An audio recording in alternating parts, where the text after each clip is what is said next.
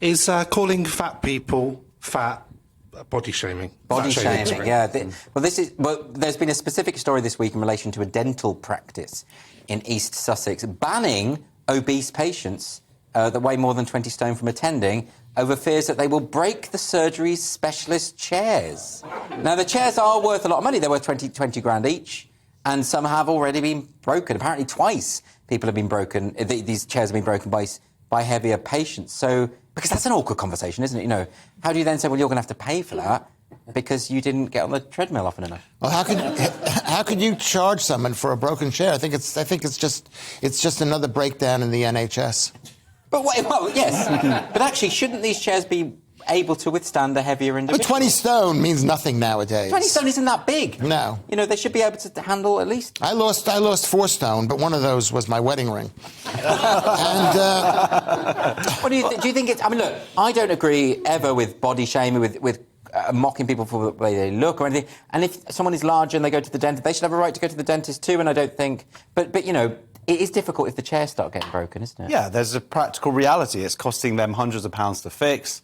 But actually, it could be a sort of a strategy to help people who are overweight. Like, they can't go to the dentist, their teeth fall out, they can't eat all that McDonald's, they lose weight. I'm just saying... It's in their interests.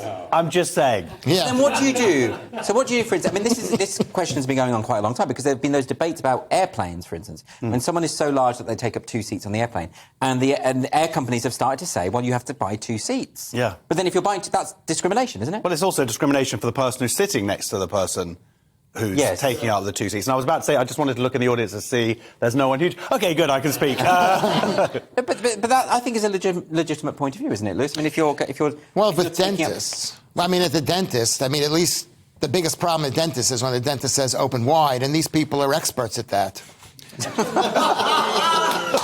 I think that does count. Can I just say this? I come from a fat family. I come from a fat country.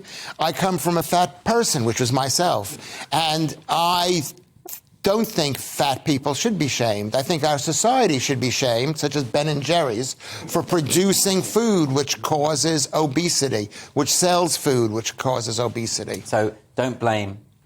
You can't blame anybody who's fat for being fat in a country with this much food.